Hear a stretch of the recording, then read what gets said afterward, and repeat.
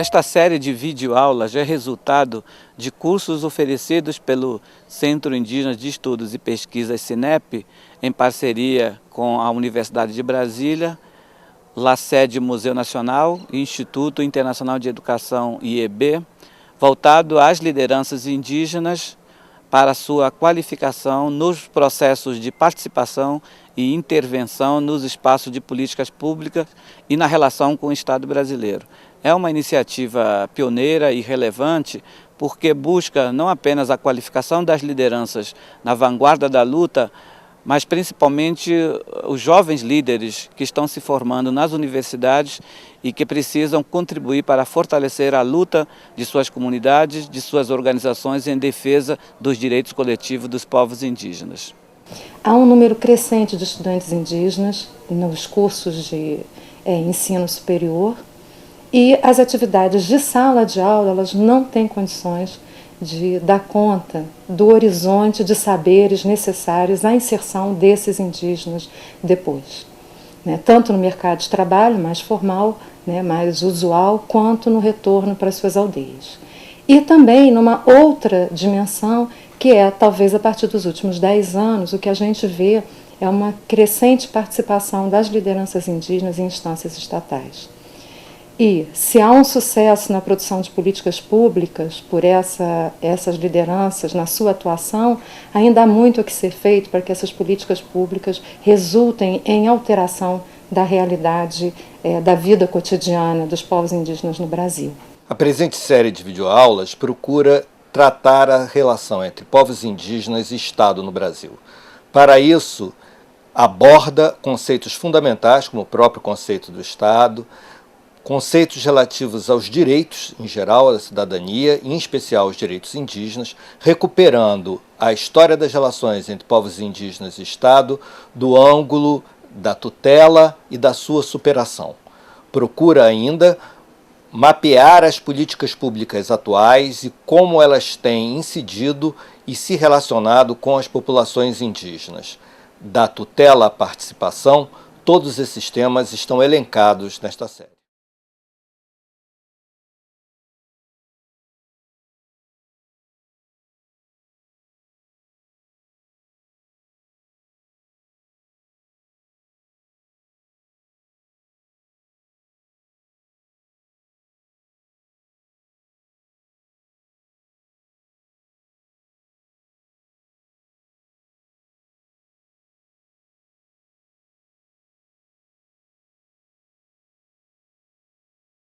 Eu separei hoje em 4 partes a nossa discussão aqui.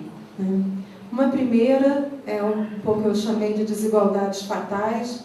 Então, eu trouxe alguns dados da própria FUNASA sobre a saúde indígena, só para a gente ter uma noção, em termos nacionais. Eu sei que em termos locais vocês conhecem muito melhor essa realidade.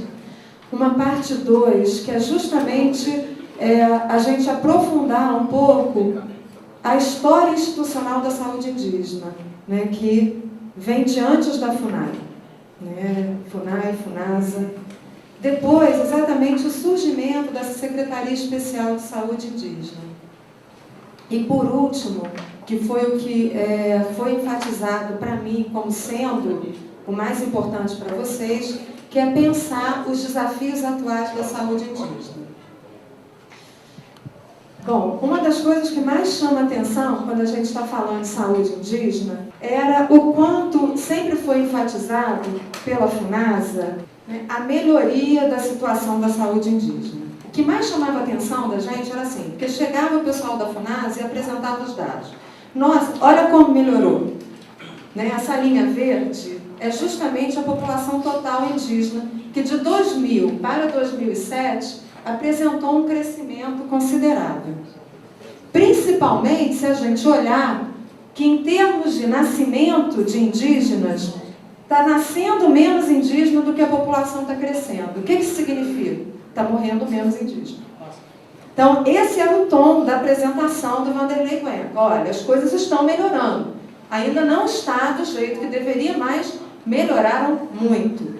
E isso sempre criou um desconforto em todos no recinto, porque quem vinha das aldeias e quem trabalhava nas aldeias sempre soube o quanto é grave a situação da mortalidade infantil. Ou seja, tem alguma coisa que não está batendo muito bem aqui. Bom, aí basta a gente olhar para o quadro de mortalidade infantil comparando população indígena e população nacional. Aí olhamos novamente, mortalidade indígena agora é o azul. Nossa, caiu muito. Né? Em 2000, era 74 crianças por 1000. Hoje, em 2007, 46,7. Ou seja, houve uma redução muito grande. Mas essa, para mim, não é a informação mais importante nesse quadro. É se você olhar a mortalidade infantil na população não indígena. É mais que o dobro da população indígena. Se você tem aqui 22, arredondando, lá você tem 47. Isso é o que a gente resolveu chamar de desigualdade fatal. O que o governo não está fazendo? Porque ele está presente, tanto é que ele tem essas estatísticas. Se ele não tivesse presente, ele não sabia esses números. Mas o que ele não está fazendo? Esse é o desafio de pensar. Porque essa diferença aqui não pode permanecer desse jeito. Né? A FUNASA não conseguiu melhorar. Né? Agora, a Secretaria é um projeto das populações indígenas. Né? Não é do governo, é das populações indígenas que tiveram um protagonismo impressionante nessa virada de jogo. Então, essa é uma desigualdade que justamente a gente pode analisar como sendo um grande descaso do governo brasileiro com essas populações. Por que eu estou falando isso? Porque se fosse na classe média, esse turbilhão já tinha estourado há muito tempo. Ou seja, quem pode morrer e quem deve ser cuidado para viver nesse país? Então, acho que essa é a pergunta que a gente tem que se colocar nesse momento. Né? A coisa fica mais séria ainda se a gente olhar quais as áreas, qual a mortalidade infantil nos estados com maior concentração de população indígena. Lembra, lá era 47, geral. A população indígena está principalmente nos estados do norte, né, e centro-oeste ali, ou seja, laranja e amarelo. Olha a mortalidade infantil no laranja, de 22 a 30. A população indígena é 47. Na amarelinha, de 15 a 22. Fatores importantes para entender isso. E essa era outra briga em todo o evento que a FUNASA ia apresentar os dados sobre saneamento. Porque esses, então, são de um otimismo absoluto nas estatísticas. Então, você tem 63% da população indígena com abastecimento de água nas residências. Aí você assim, não. Eu não sei, não tem, não é? E se olha para a população nacional, ainda assim, a população nacional tem 83% das residências com água. Ou seja, 20 pontos a mais do que a população indígena. Mas como essa infraestrutura, vamos acreditar, né, que ela existe dessa maneira que está aí mostrando os números, ela está concentrada principalmente em aldeias muito populosas, que são poucas. A maior parte das aldeias não tem nenhum sistema de abastecimento de água. Nenhum. Apenas 36% das aldeias têm, que são as mais populosas. As demais não tem nada.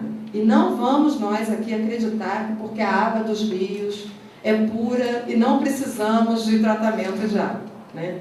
Então, é uma política de omissão também. Tem pouquíssimos estudos sobre saneamento indígena nas aldeias.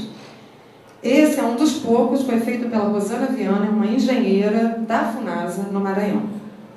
Em 2005, ela defendeu uma dissertação de mestrado e fez um levantamento mais cuidadoso numa aldeia Canela. E aí verificou como é que aquele dado bonito da FUNASA, dos 63%, funciona lá na ponta. Né? Bom, primeiro, só 65% das residências têm sistema d'água. Né? Bom, mas até aí está na média nacional. Mas dessas casas, 20 já não tem. Porque houve problema de construção e de projeto. Então, 20 casas já ficaram sem nada. Mas e as que tem? Bom, a caixa d'água vazava há 2 anos já, sem nenhum conserto. O que isso significava? Desperdício e que só tinha abastecimento de água nas casas por 1 hora por dia. Então, o que as pessoas tinham que fazer? Buscar outras fontes de águas, igarapés e rios, contaminados por coliformes fecais. Ela fez esse levantamento da qualidade de água. E tinham que guardar a água em algum lugar, quando a água parava de entrar pela torneira. Então, assim, considerando aquele dado nacional, numa aldeia que de fato tem um abastecimento, é nessas condições. Eu acho que aqui surgiu uma série de questões. Primeiro, ao trazer essas informações, o meu objetivo foi não só que a gente tivesse um olhar sobre o Brasil como um todo. Tem todas as especificidades regionais, mas tem algo que quando você olha para o conjunto chama atenção. A situação é ruim em qualquer lugar. Né? Você tem as diferenças, mas em qualquer região do Brasil a situação de saúde da população indígena é grave. Né? Agora, é grave mesmo que a FUNASA torture os dados, né, para mostrar como que esse negócio aqui está melhorando. Entendeu? Ainda assim é muito grave. Então, essa expressão que você usou, eu adorei, torturou os dados para falar isso aqui, porque o sistema de informação da saúde indígena é muito frágil. E qual a importância disso? Todo Estado nacional moderno, dirige recursos para políticas públicas baseado em dados estatísticos. Estatística quer dizer o seguinte: a ciência do Estado. Foi assim que os números estatísticos surgiram. Então, não é uma ciência dos números, é uma ciência do Estado. O Estado manipula esses dados aqui para dizer, olha o tanto que nós já melhoramos a saúde indígena. A mortalidade infantil em 2000 era 74,6 por 1000. Nossa, olha, caiu para 46,7, melhorou muito. Então, a gente tem que saber produzir dado de qualidade que, de fato, represente o que está acontecendo nas aldeias e saber brigar com esses números aqui. Ah, melhorou aqui, mas olha aqui, o índice que não é indígena, como é menor. Ou seja, tem alguma coisa errada aí. Né? Porque o daqui melhorou, mas ainda é 2 vezes mais ruim do que o da população não indígena. Então, esse é um desafio. O sistema de informação é fraco. Depois, com relação ao saneamento, foram colocadas questões aqui cruciais. Primeiro, o saneamento tem que levar em conta a organização da comunidade. Não pode ser a mesma solução para todo mundo. Porque é isso que vocês estão dizendo. Cada realidade, por exemplo, não tem rio, tem que ter poço. Né? Então, não pode pensar em uma solução que não seja poço amazônico, qualquer outra tecnologia. E tem que levar em conta as condições de manutenção. Porque tem sentido você fazer um sistema tão simples como aquele lá naquela comunidade Canela e a caixa d'água fica vazando 2 anos, gente. Como assim? 2 anos uma caixa d'água vazando? Tem algum problema que vai além da boa vontade das pessoas. Não chegou equipamento para manter, quebra a bomba, ninguém conserta, né? Fica aquilo parado. Então, ao pensar saneamento, tem que pensar uma política de manutenção dos equipamentos. A outra, tem que levar em conta as condições do meio ambiente. Não pode só olhar para aquele pedacinho ali. Isso tudo vocês falaram, eu fui só anotando.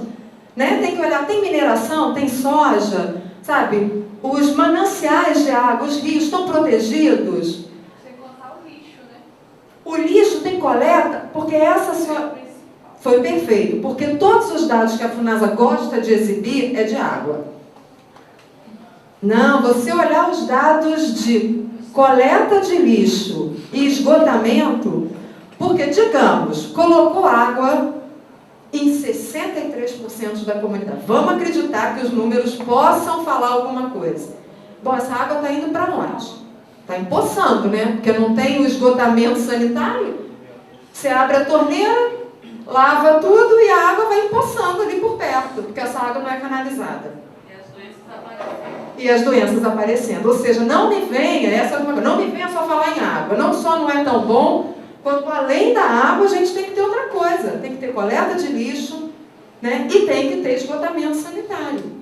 Agora, se a gente olha para o manual do Agente Indígena de Saneamento, que está disponível na página da FUNASA, a vontade que dá é de chorar, porque toda orientação ali é para ensine os indígenas a lavar as mãos, a não fazer cocô no chão, a usar a privada. Vocês nunca viram? Ah, eu tenho no meu computador, no intervalo eu mostro. Entendeu? Porque eu já escrevi um artigo na CISI, eu cheguei a mostrar para todo mundo, saiu uma moção de repúdio da CISI a esse manual. Porque como, primeiro, infantiliza, né, e cria uma imagem muito desfavorável aos indígenas. E depois, como se o problema em área indígena de saneamento fosse lavar a mão, gente. Não tem nem água para lavar a mão. Né? Então, é culpabilizar o indígena por uma situação que é de política pública. Né? Outra, acesso aos recursos. Essa é uma grande questão dentro da nova proposta da Secretaria. Só se fala nisso. Tem que ter um fundo de saúde único da Secretaria e dos distritos. Isso a gente vai discutir mais adiante, mas esse é um tema quente. Outra, tecnologias para obtenção de água. Isso que eu falei, não pode ser a mesma para todas as regiões, como vocês chamaram a atenção. Depois, como é que fica o saneamento em áreas indígenas que estão em retomada? A FUNASA diz que não pode fazer nada. A Secretaria tem que poder. Não é? Então, não me venha com desculpa que aquilo ali não é terra reconhecida e, portanto, não pode botar nem um poço, não pode nem fazer um banheiro, não tem que poder. Tem que se ter uma solução jurídica para essas situações excepcionais. O diferenciado, aí voltando à questão da saúde, diferenciado, tem que ser não só no atendimento, como a política inteira tem que pensar, né, de maneira diferenciada, porque senão não vai funcionar. Outra questão, tem que se começar a ter planejamento de médio e longo prazo, porque a população nas aldeias, apesar disso tudo, está crescendo. Né? E não só nas aldeias, nas cidades também. E aí, como é que o subsistema de saúde indígena vai lidar com aldeia e não aldeia? Porque o compromisso é com a saúde indígena, não é com a saúde do indígena aldeado. Né? Então, outra, o cloro é a solução? É a única? Em que medida? Porque no interior ninguém gosta de água com cloro também. Em Recife, ninguém gosta de beber a água porque tem muito cloro. Quem pode, compra água, porque é ruim. Então, tem que se pensar a qualidade do consumidor para essa água também, né? O que ele acha. E outro, que é um dos maiores problemas, aí não é só para a saúde indígena, é a continuação, a continuidade das ações públicas. Isso que você falou. Quer dizer, não dá para você começar um trabalho super bacana, né, na comunidade, e isso é interrompido. Por quê? O que acontece? Além de não ter resultado, quem sai queimado são vocês. E esse é o grande risco dessa proposta da Secretaria.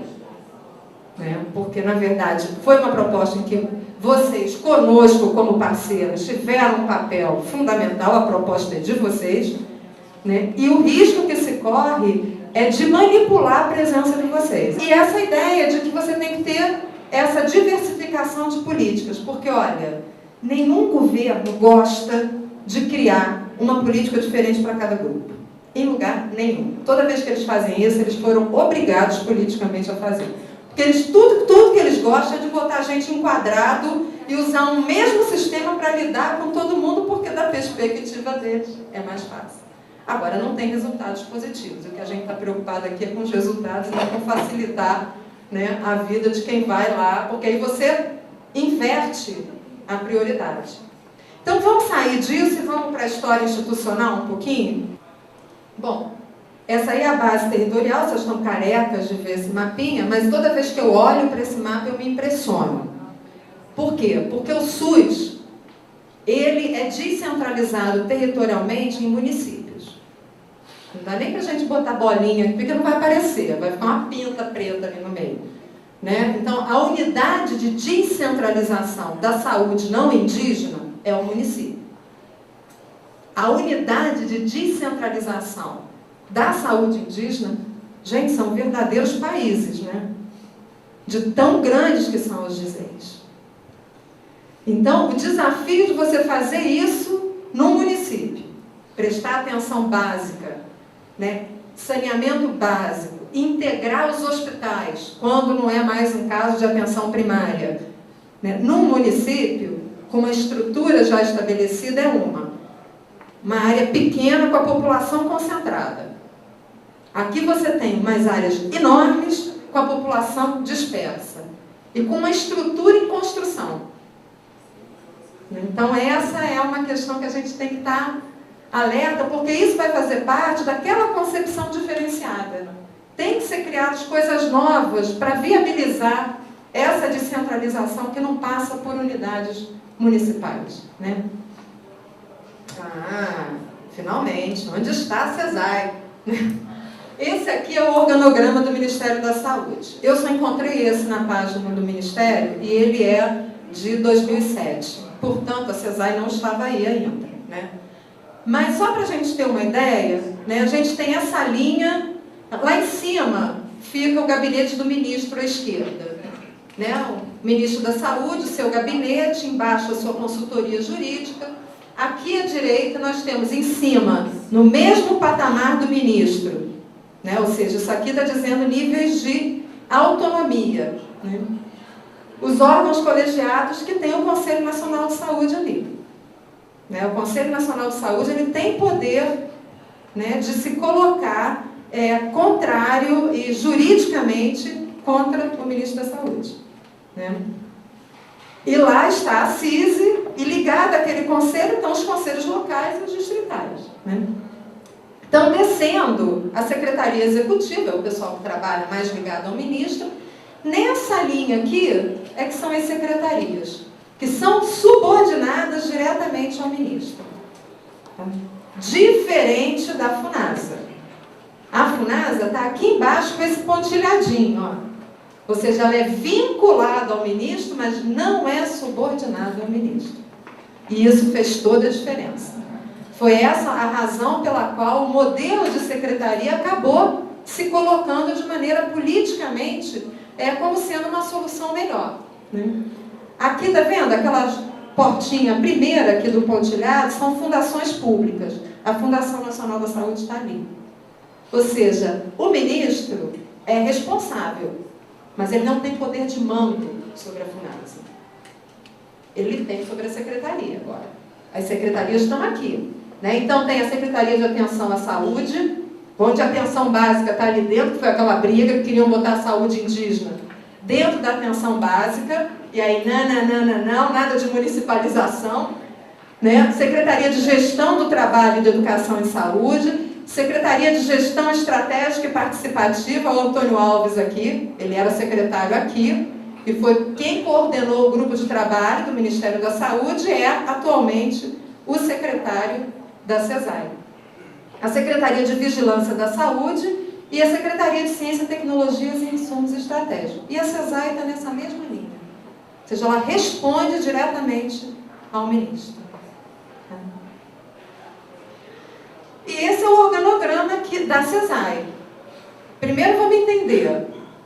Dizer não tem nada na página. Tá? Isso aqui é da CESAI. Né? Então você tem, nos mesmos termos, né? A secretaria, o gabinete, o serviço de apoio administrativo, do lado de cá, coordenação geral de planejamento e orçamento, coordenação de desenvolvimento de pessoas para atuação em contexto intercultural. Qual é a minha preocupação aqui? Que aí eu queria compartilhar com vocês. É que se a atenção culturalmente diferenciada ficar apenas no âmbito da gestão de pessoas e os procedimentos todos não puderem ser diferenciados de financiamento, de tecnologia, a possibilidade disso aqui empacar no meio do caminho é grande. Porque as coisas não dependem apenas das pessoas serem sensíveis culturalmente. O dinheiro tem que chegar, o remédio tem que chegar. Só para dar um exemplo para vocês, a FUNASA, a Rosângela, na última reunião da CISI que eu participei, ela fez uma apresentação muito confortável, porque a CESAI, o decreto não era publicado, nós estamos há meses esperando e a secretaria não surge, não sei o quê. Ela virou e falou assim, tivemos um problema, porque nós fizemos a licitação para remédios, que é centralizada, né? Dando à empresa que ganhar a licitação a responsabilidade de entregar o remédio na aldeia. Não é o Ministério, não é a FUNASA. faz a licitação para o medicamento, a mesma empresa que ganha tem que entregar no Vale do Javali, no Alto Solimões, entre Chavante, no Sul. O que aconteceu? As empresas não queriam entregar. Quanto mais distante, mais oneroso para as empresas. Aí, disse assim, aí a primeira pessoa virou e falou assim, mas e daí? Vocês fizeram o quê? Não puniram? Punimos, mas o remédio não chegou lá. Nesse caso, não paga pra gente, né? Exato. Ou seja, essa é uma questão que não pode ser responsabilidade do setor privado. Que seja as Forças Armadas, que seja quem quer que seja entregue lá, mas tem que chegar. SEDEX, o preço que for, né? Tem que chegar. Então, porque esses mecanismos, eles dão uma aparência de, bom, está tudo resolvido, ganhou a licitação e vai entregar. Só que quem entende de gestão sabe que aquela empresa vai fazer o possível para não entregar aquele remédio, porque ela vai ter prejuízo. E aí, quem é responsável por isso? O Ministério. Não pode ser a empresa, ou seja, isso não pode ser parte da licitação. Né? Então, são esses cuidados que a gente tem que estar alerta para não deixar passar. Porque depois vão dizer, não, mas olha, ele disse que ia entregar, não entregou, a responsabilidade é deles. Não. A responsabilidade continua sendo do Ministério da Saúde. Né? E aqui, então, nós temos 2 departamentos, um de atenção à saúde, uma de gestão de saúde indígena, com as suas coordenações, e o grande desafio é o Distrito Sanitário Especial Indígena. Eu cheguei a ver vários organogramas sendo discutidos, né? Mas, diante de negociações com o Ministério do Planejamento, quantas DAS vão sair, sabe? Quanto isso, quantas funções vão abrir, porque... Não, recurso também, né? Não é quem ocupa. Tem dinheiro até quando? Esse organograma não está disponível ainda. Essa é uma questão a ficar. Cadê o organograma do dizer? Quem está lá, cadê você, né? E o recurso, gente, o Brasil está melhorando, está bacana, está crescendo a ritmo chinês, 7,5, né? Mas não está sobrando dinheiro. Então, isso aí é uma guerra de foice mesmo. E é a hora de, politicamente, se garantir os recursos necessários, porque tudo vai depender do dizer. Então, um dizer sem recursos, sem infraestrutura, é jogar, exatamente, é jogar para perder. Né? Bom, aí tem assim, depois isso vai ficar para vocês, eu não vou ler aqui, né? Então, qual é a função, a missão do Departamento de Atenção à Saúde Indígena? Eu só queria chamar a atenção para algumas coisas. Esses departamentos, eles não são definidores de política pública, porque senão a autonomia do dizer acaba. Então, vocês podem prestar atenção, planejar, coordenar, supervisionar, apoiar, orientar. Não tem ali definir, porque a definição tem que ser no âmbito do dizer. Né? Próximo. Aqui a mesma coisa de gestão, ó. Garantir as condições, fortalecer a gestão nos DCEs, programar, disponibilizar informações de saúde indígena. Ou seja, isso aqui é uma retaguarda para o DISEI poder funcionar bem. Agora, para o DISEI funcionar bem, ele tem que ter recursos e um organograma, um contador, um chefe, uma equipe multidisciplinar. Enfim, aí essa é a discussão, que é aquele buraquinho na volta para mim, do organograma, tem que ser preenchido logo para vocês poderem visualizar, né, o que está em jogo ali, porque ele está carequinha ainda. E a outra questão é, a Secretaria não tem estatuto de ministro. Não, volta ali para mim, Rosana. Ela é uma secretaria dentro do Ministério da Saúde. Ela é subordinada diretamente ao ministro. As secretarias que têm estatuto de ministério são as secretarias da Igualdade Racial, Secretaria das Ações para as Mulheres, a Secretaria dos Direitos Humanos. A Secretaria Especial de Saúde Indígena, ela é uma secretaria dentro do Ministério da Saúde, subordinada ao ministro. Tá? Essa é uma questão para depois vocês pensarem a médio e longo prazo, se é o caso de se ter uma secretaria especial do indígena, não sei. Mas, atualmente, é assim, ela não tem estatuto de ministério. Aí, aproveitando o gancho, Quando eu chamei atenção para essa lacuna, assim, esse buraco aí, que o organograma não está lá dentro, mas eu também, logo depois, mostrei que toda a presidência dessa secretaria, que é, a gente quando está chamando de presidência, é quem fica em Brasília, né? Toda a estrutura da secretaria em Brasília, ela está sendo pensada para respeitar e favorecer a autonomia do DISEI. Porque esse é um compromisso junto com a secretaria. A secretaria surgiu colada, assim, na ideia de autonomia do DISEI. Na verdade, a autonomia veio antes da secretaria. Foi primeiro assinado um decreto pela autonomia do distrito e depois o decreto da secretaria. Ou seja, não pode virar o jogo agora, né? Vai ficar muito feio se isso acontecer. Mas, de fato, isso não tem acontecido. Porque vocês viram que os verbos usados ali nos 2 departamentos é promover, coordenar, apoiar, porque quem vai deliberar, executar, é o Distrito Sanitário Especial Indígena. Agora, exatamente porque está se criando uma estrutura nova, que a estrutura atual vai acabar, porque não tem mais coordenação regional vai ficar para a FUNASA. Ela não vem para dentro da secretaria. Então, é toda uma estrutura nova que está sendo criada. Aí, quantas pessoas, quantas funções, né? Assim, é uma questão que está sendo muito debatida para tentar atender tanto as demandas dos indígenas, quanto as possibilidades de recursos e política, porque recurso também depende da prioridade política que o governo der para criar essa estrutura nova. Então, quando eu estou chamando a atenção, eu queria deixar bem claro que eu não estou duvidando de que a autonomia do DISEI está num lugar relevante ali. Mas é porque a gente não viu ainda esse organograma do DISEI. E ele tem que aparecer logo, porque em 180 dias, esse foi o prazo que se deu, a saúde indígena sai da FUNASA definitivamente e vai para essa secretaria. Como assim? Né? Então, o tempo ruge, né? Como o pessoal brinca, não dá para a gente ficar sem ver essa estrutura. Então, primeiro, com relação ao enquadramento dos indígenas com formação na área de saúde.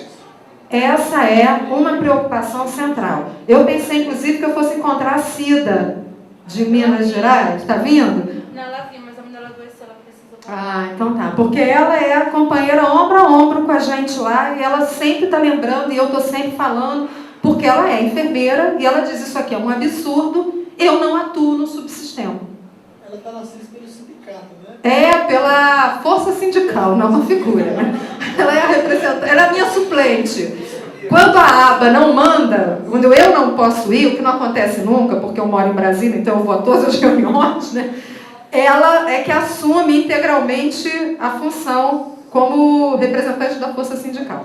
Bom, mas ela, para mim, é o exemplo assim, maior desses absurdos institucionais aí. Porque ela é indígena, comprometida com a questão da saúde indígena, e não consegue trabalhar na saúde indígena. Ela trabalha no hospital normal.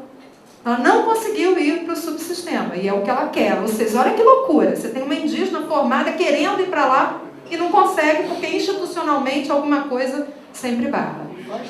E faz tempo, exato. Então, isso é algo que está sendo pensado. Agora, não há nenhuma estratégia desenhada. Então, agora é o momento de desenhar essas estratégias.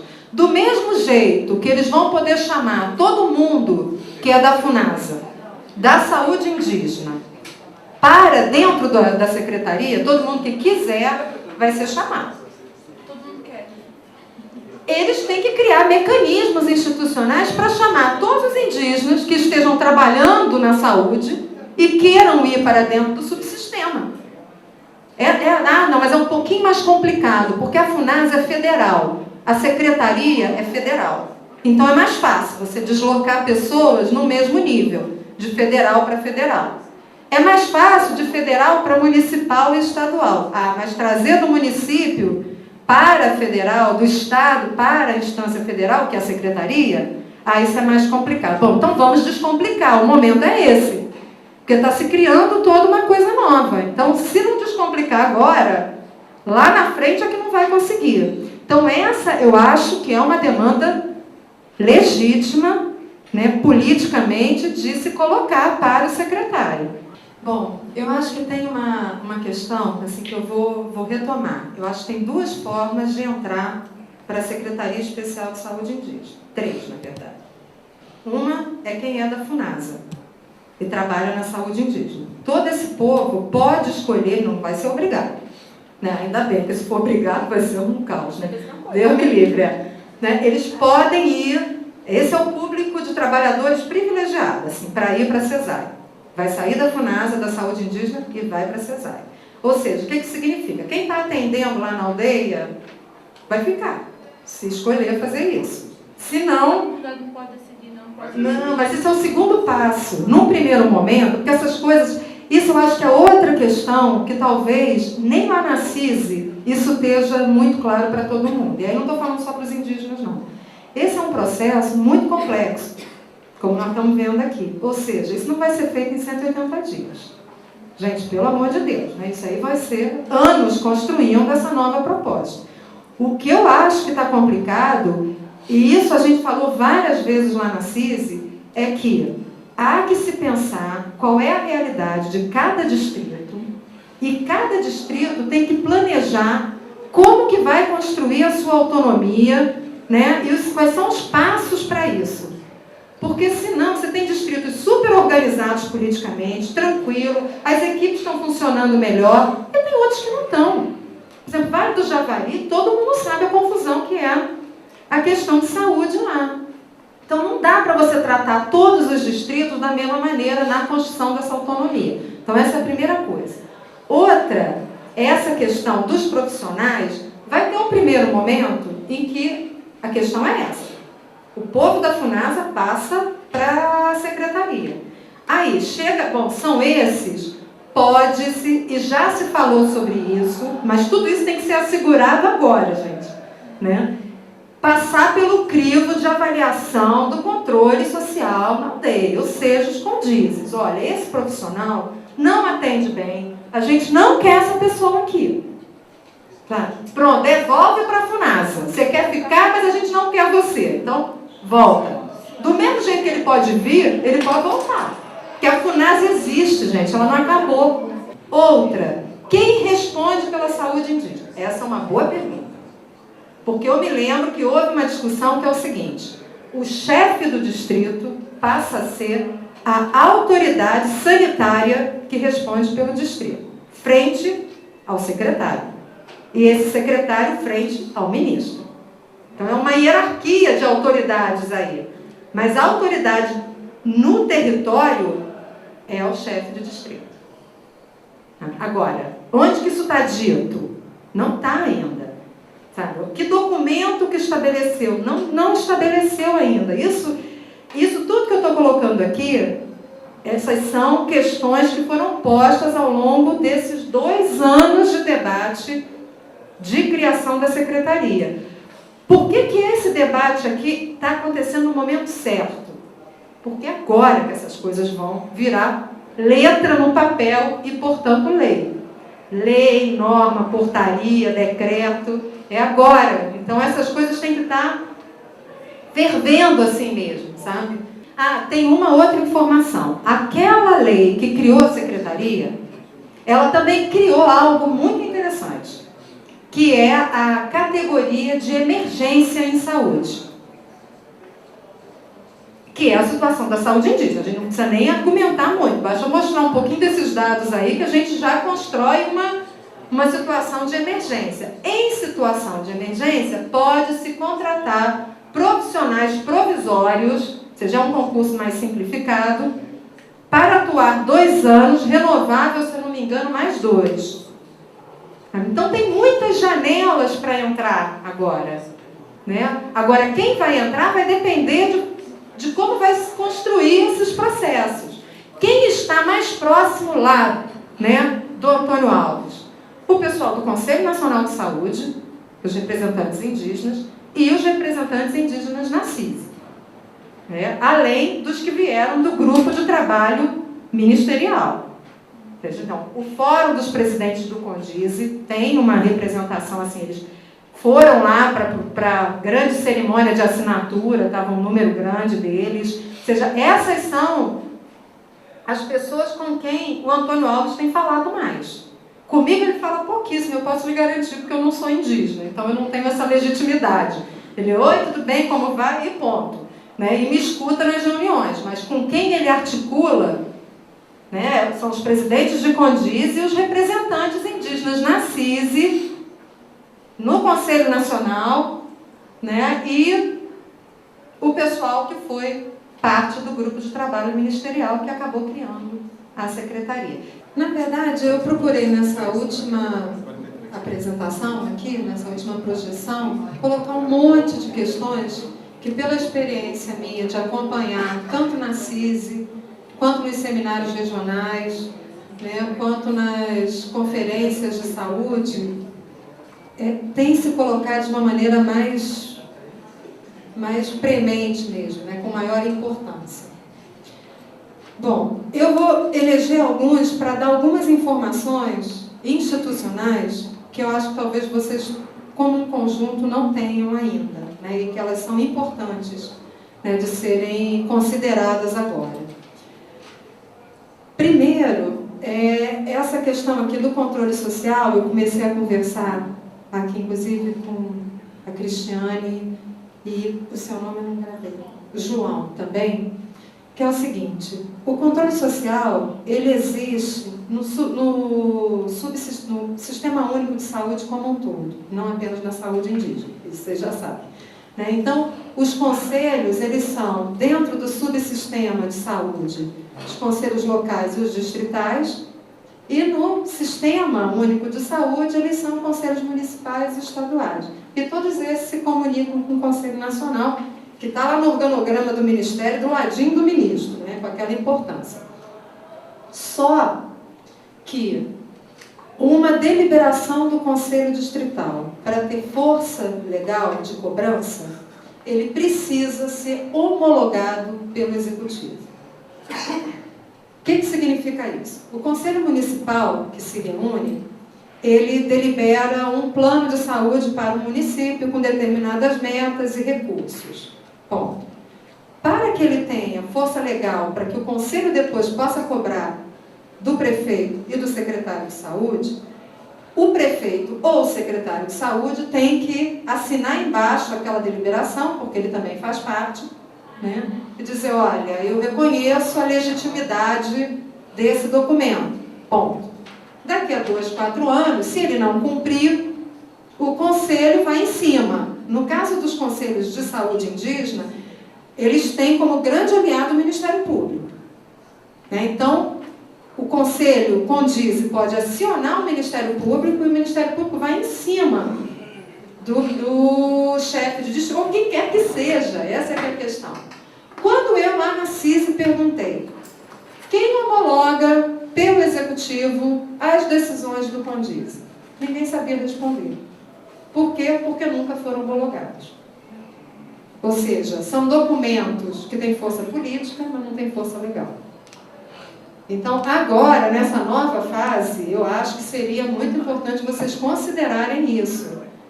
Cobrar da Secretaria quem vai do Executivo homologar as decisões do Condiz. Porque pode parecer maluquice, mas essa é a regra. O controle social, para ter força legal na sua deliberação, precisa que alguém do Poder Executivo reconheça aquele documento como tendo sido criado numa reunião legítima, com as representações e tudo. E até hoje, nenhuma deliberação de Condiz passou por esse procedimento. Agora, quem vai homologar? O chefe do DISEI? Não sei. É o secretário? Quem é? Mas alguém vai precisar homologar. Está para sair um decreto da Secretaria sobre a autonomia do DISEI e sobre o controle social. Também não tive acesso a muitas informações sobre esse decreto, ele está em elaboração. Então, seria importante também, além do organograma do DISEI, um pouco vocês se adiantarem a essa publicação de decreto e saber o que esses decretos vão trazer. né? Tanto de controle social quanto de autonomia. Então, essa era uma informação que eu acho que é importante. Outra é essa questão das comissões intergestores.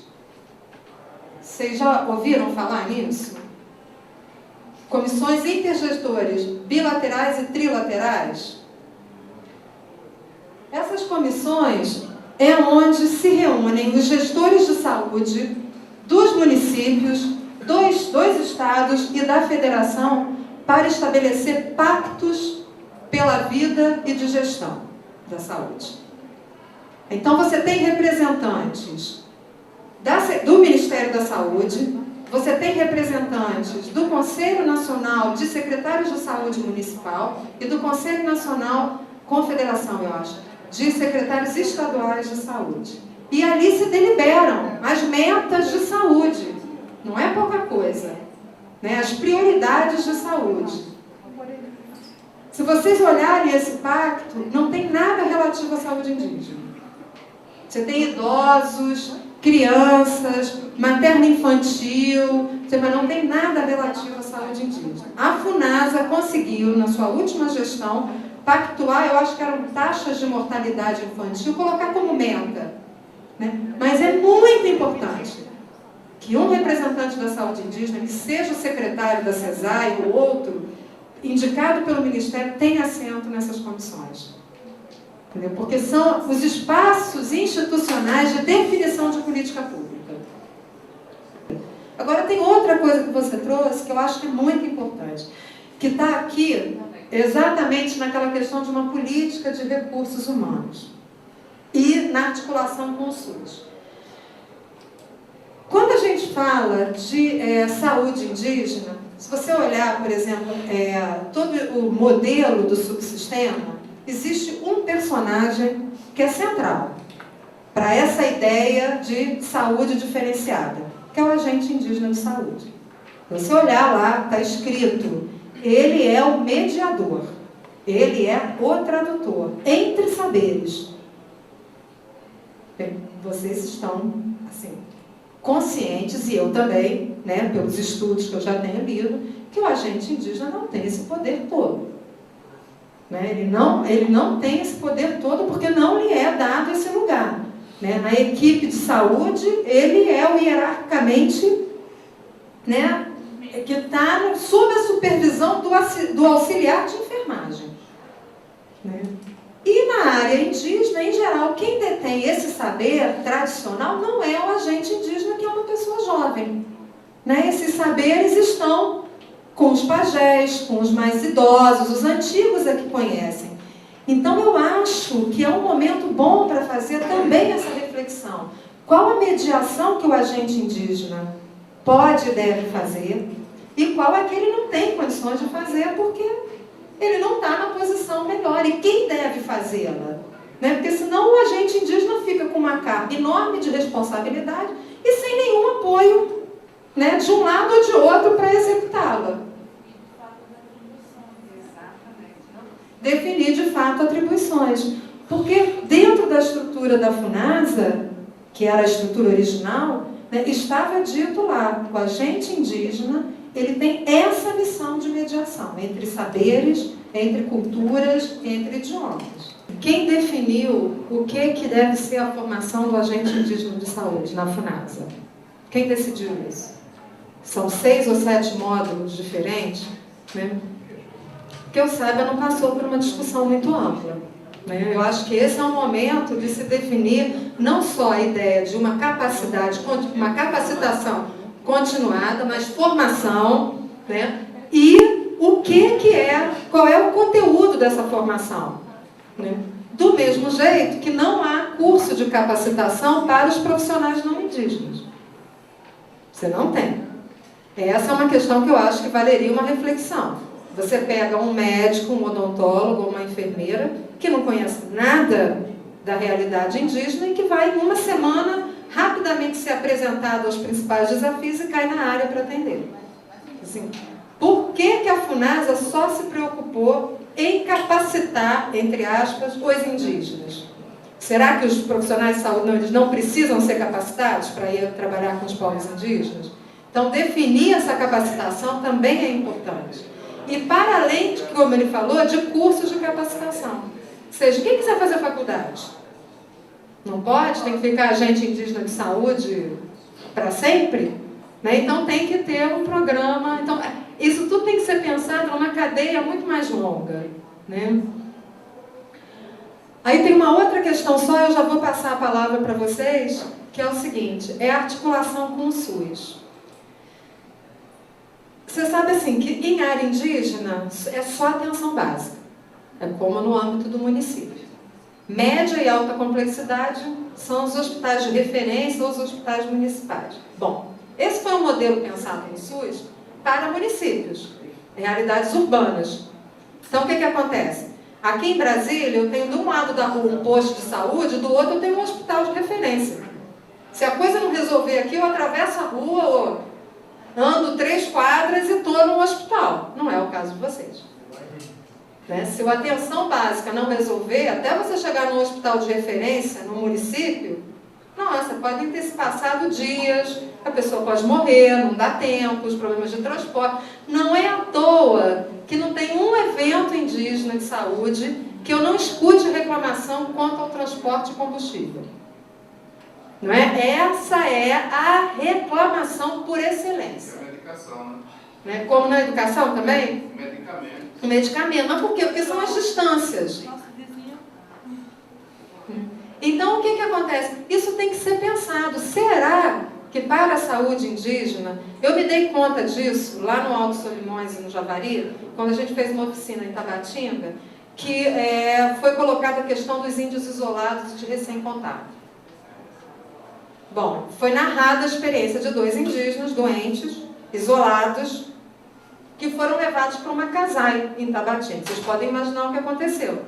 Né? Eles pegaram todas as doenças outras, porque é um espaço de doença. E você pega uma pessoa que não tem resistência, que não foi exposto, né, àqueles organismos e joga num espaço onde ele vai ter um contato súbito com tudo isso. E eles dizem, não, então a gente tem que ter nessas áreas condições de prestar um atendimento, nem que seja de média complexidade, para que essa população não tenha que sair daqui e adoecer fora. A fala foi, não, o SUS não comporta isso, o SUS não comporta isso. Mas aí foi dado o exemplo do ISOE. Recém-contato, a FUNAI conseguiu recursos, né, e construiu um posto de baixa complexidade, mas capaz de fazer pequena cirurgia, com médico, com asepsia, com tudo organizado. Ou seja, será que esse modelo tão rígido dos níveis de complexidade, né, que foi pensado para uma realidade urbana não indígena, ele é o mais adequado para a saúde indígena? Ele não deveria, como é a palavra da moda, né, ser flexibilizado, ter, né, algumas situações aí intermediárias? Então, acho que a gente tem uma série de questões que eu sugiro nessas palavras aí. Outra coisa, os marcos legais de gestão financeira. Essa é outra questão. Ah, a gente não pode fazer porque o TCU vem em cima. E é verdade, vai mesmo. O Tribunal de Contas da União vai em cima. Bom, mas tem que ter outras normas, porque senão as pessoas vão morrer. O que é mais importante? Né? Atender as pessoas ou seguir regras que não permitam atender as pessoas adequadamente, né? Por isso que eu botei até aqui meio que em destaque, superar aquelas desigualdades fatais, né? Porque essa é a meta, essa discussão toda, ela existe para que aqueles indicadores não sejam tão ruins, né? Entre a população não indígena e a população indígena.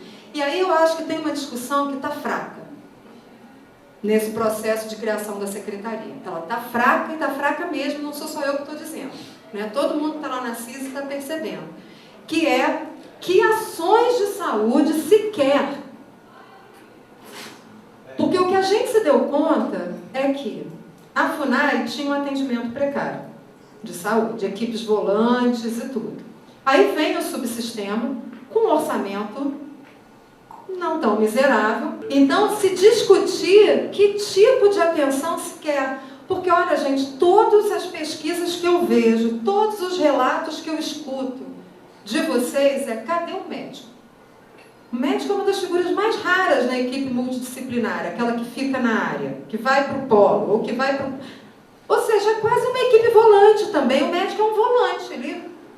Aquele atendimento permanente que o subsistema de saúde indígena coloca, ele não está acontecendo. Aquela ação preventiva e promocional da saúde também não está acontecendo. Foi o que você colocou, João. São ações de emergência. Toda vez que a gente discute saúde indígena, a gente está falando de emergência. Cadê o medicamento? Não chegou.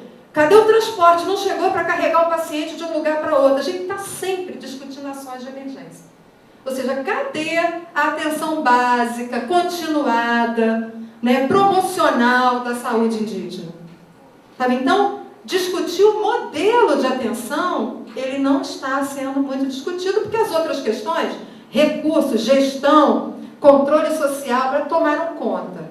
Então, é importante, mas eu acho que tem esse braço aqui, que como vocês estão colocando, está fraco, de maré, né? O que a gente mais escute quando os pesquisadores vão à área, ver a perspectiva dos profissionais de saúde, também é esse dilema de enfermeiras, auxiliares e agentes indígenas exercendo funções para os quais não foram preparados e, pior, para os quais não têm amparo legal.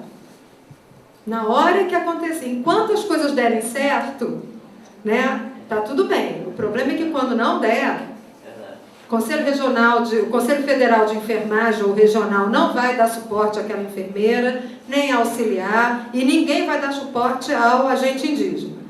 Então, essa é uma questão grave. Não tem médicos, e aí fica esse bolo de responsabilidades descendo em cima desses profissionais que ficam, como a gente brinca, se virando nos 30 lá na frente, né, para dar conta de tudo, fazendo sutura quando não poderiam, passando antibiótico, prescrevendo antibiótico, ou seja, uma loucura mesmo para tentar atender da melhor forma possível essa população. Então, eu assim concordo, por isso que eu acho que pensar no tipo de atenção que está sendo dada, para além das questões de gestão, é importante também, né?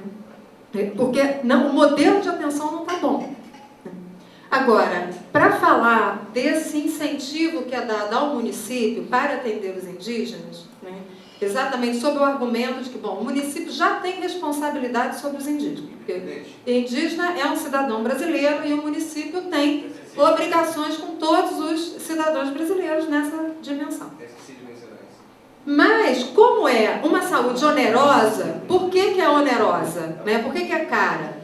Porque a gente passou por um processo histórico e, cara, acabou com a organização dos indígenas, levou um monte de doenças, ou seja, a população indígena está hoje assim por conta de uma política de Estado que a deixou dessa maneira. Então, o Estado federal tem que arcar com isso e dar um incentivo a mais para o município. Agora, qual o problema? Esse incentivo não é regulamentado. Não tem transparência no uso. Vamos lembrar que a discussão da criação da secretaria, assim, o gatilho foi quando o Guenco entrou e resolveu regulamentar esses recursos, dando mais recursos.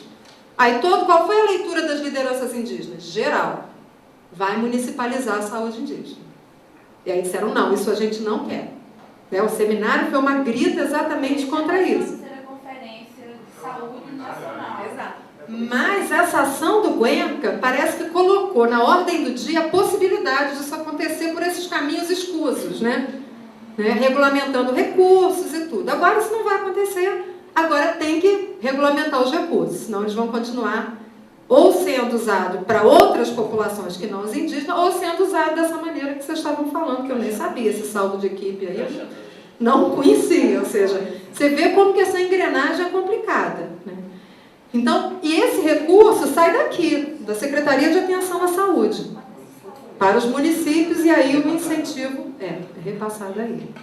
Ou seja, tem uma estrutura de financiamento que é complexa, né, que precisa ser simplificada, porque senão o dinheiro some. Né? Por isso a briga dos indígenas, das lideranças, de colocar, tem que ser um fundo a fundo. Sai do Ministério e vai para o DISEI. Ponto. Entendeu? Não tem que ficar passando por todas, passa pela secretaria e para o DISEI e acabou. Exatamente para poder se ter um controle maior sobre esse dinheiro. Na gestão. Na gestão do dinheiro, exatamente. E, assim, aí a outra questão é aquela ideia dos níveis de complexidade, que tem que se prestar atenção nisso. Né? Como é que se tem acesso com essas distâncias todas. E a ideia aqui é, de fato, um pouco assim, trazer essas informações novas sobre essa reestruturação da saúde indígena para que vocês estejam, assim, na medida do possível, melhor municiados para se colocarem. Agora, é um processo longo, isso aqui ninguém tem ilusões, né? E isso acho que todos estão conscientes, né? É de que são anos para se ter um bom sistema de saúde. Agora, se as orientações de agora já não forem boas, vão passar anos e nós não vamos ter. Vai ser mais um, sai da FUNAI, vai para a FUNASA, vai para a secretaria, e eu acho que é isso que, assim, o Cinep está preocupado, né? Eu acho que as lideranças indígenas que estão na CISA, estão na Comissão Nacional também, né? Estão no Conselho Nacional de Saúde, o Fórum de Presidentes do CONDIS, não tem encanto nenhum das normas que regem o subsistema de saúde indígena, o que é respeitar as tradições indígenas.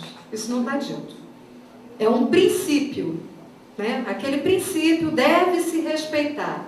Agora, eu acho também que esse é um momento privilegiado, dizer, bom, mas respeitar significa o quê? Né? E colocar em algum lugar esse respeito tem que encarnar. Não pode ser assim, não, mas eu respeito, eu escuto, sim, escuta e faz o que com isso? Ignora? Né? Não leva adiante? Enfim, o que significa respeitar uma tradição cultural diferente? Ouvir uma tradição cultural diferente? Porque é curioso, o pessoal da saúde, tem gente aqui profissional de saúde, não tem? Não? Ah, era só a Cida que falhou, coitada. Vou mandar um e-mail para ele. Que é o seguinte, o pessoal de saúde é formado com protocolos, com procedimentos. Os médicos chegam ao ponto que eles são ensinados eles começam a examinar o paciente de cima para baixo pelo lado direito. Olha o nível de definição de como que tem que ser. É assim que eles aprendem. Eu sei que eu tenho um orientando que é médico, faz antropologia e me disse isso, porque eu não fazia ideia. Então, você imagina, você deixar isso solto, você deve respeitar as tradições. Não faz o menor sentido, entendeu? Não é traduzido em nada. Então, entender, sabe assim, dizer quais os procedimentos, o que significa respeitar, são vocês. Porque quem sofre do outro lado é exatamente o desrespeito. Então, acho que é um momento bom para refletir sobre isso também. E a outra questão é essa relação aqui, da mãe, né, ou do indígena sozinho que chega na frente de um profissional de saúde. Porque essa força que vocês têm aqui, o indivíduo lá não tem. Né? Então, esse está frágil. Né? Porque espera-se que um dia esse poder que o controle social está conquistando, né, para se colocar, para propor, para denunciar, para enfrentar, né, um secretário, um ministro, né, um presidente da FUNASA, que isso também esteja uma relação de respeito, de igualdade dessa, esteja aqui também. Porque aqui está longe, né? Leva, não diz o que estava, qual é o diagnóstico. A maior parte das estatísticas de saúde indígena de morte é morte não específica. Não existe morte não específica, gente. O registro é que não foi dado, porque toda morte é específica. Entendeu? Então, há um desrespeito muito grande nessa relação. É essa daqui que tem a ver com as ações de atenção básica, tem a ver com tudo. E aí a gente vai puxando esse fio, né, para vários níveis diferentes. Tá bom? Era isso que eu queria deixar. Eu também adorei estar aqui. Obrigada.